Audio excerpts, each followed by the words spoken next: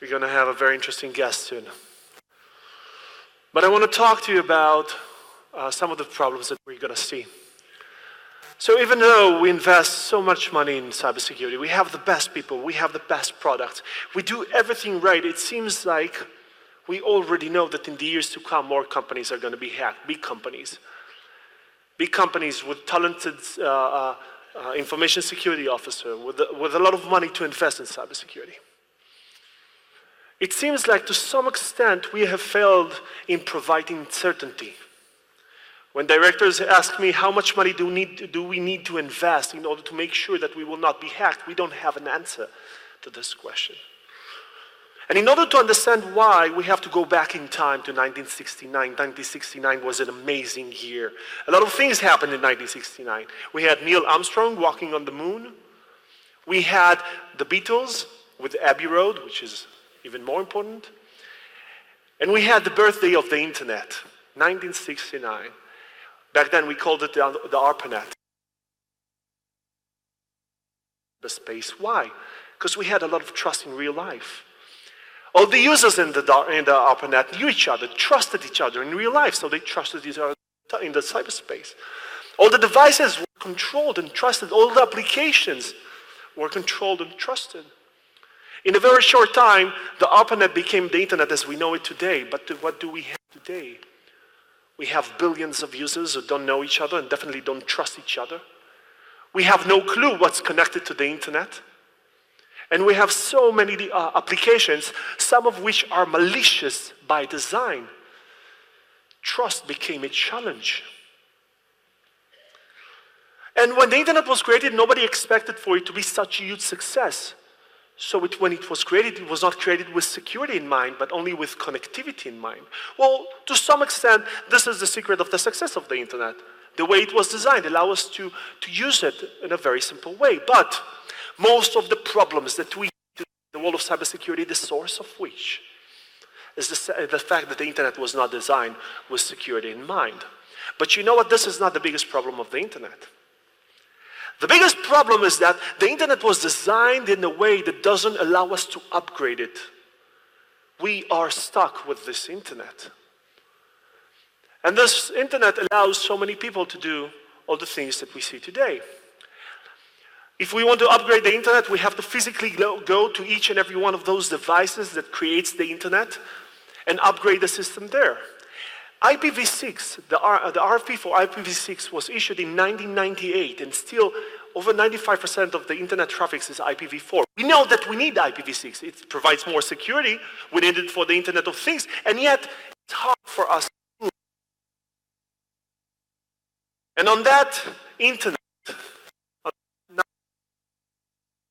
we're about to connect billions of new devices.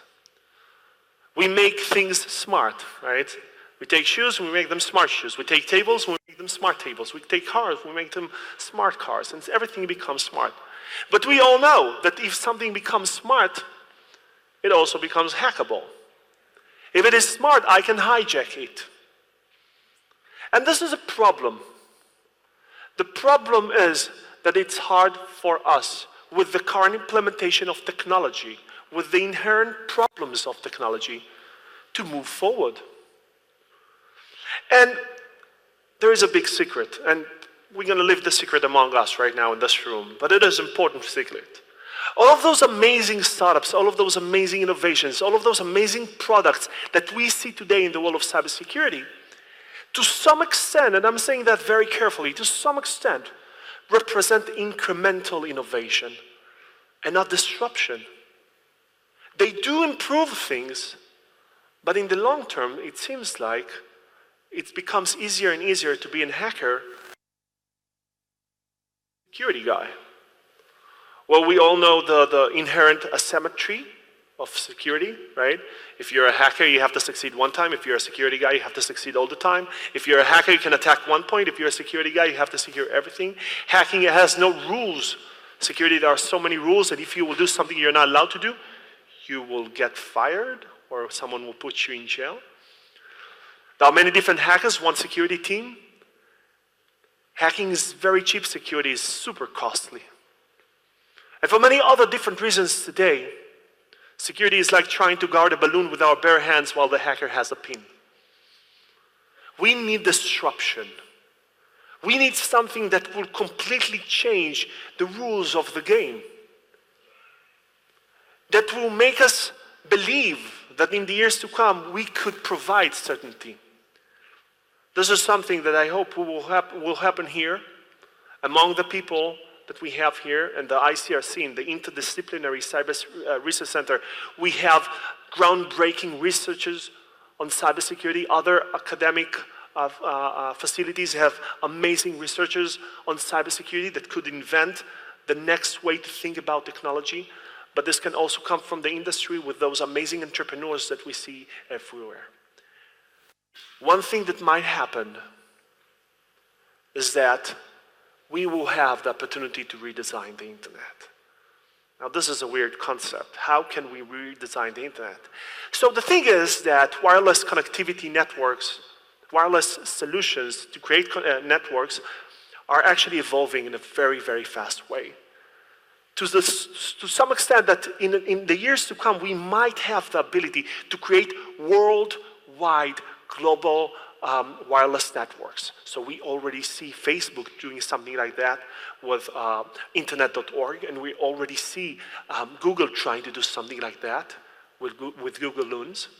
And the moment we will have the ability to create worldwide wireless networks, something very interesting could happen.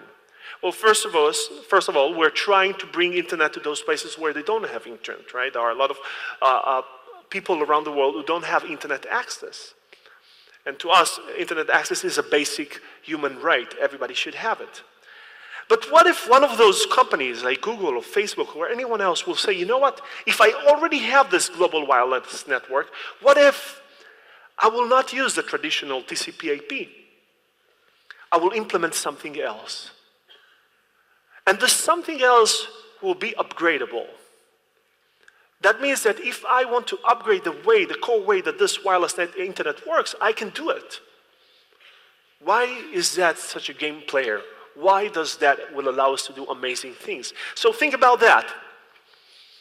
So it will create a paradigm shift in one of the core elements that we have today in the cybersecurity industry, and that's we have a rule today: new problems equals new security products. Every time someone is figuring out a new way to do something, new attack vector, we all need to buy a new security product. That means that for every problem, we all spend dollars.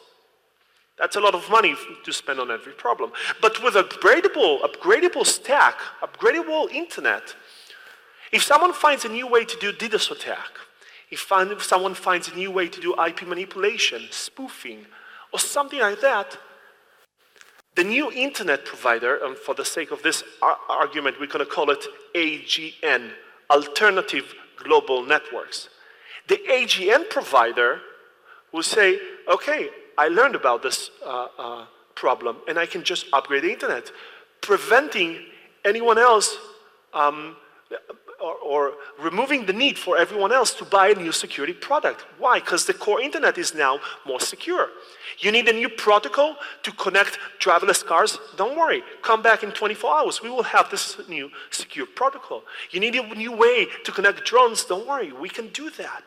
Upgradable stack will allow us to do different and amazing things. So this is the kind of disruption that I hope we will see in the years to come, coming from here, Israel, or other places around the world. I want to call back to the stage Dr. Eviatan Metania.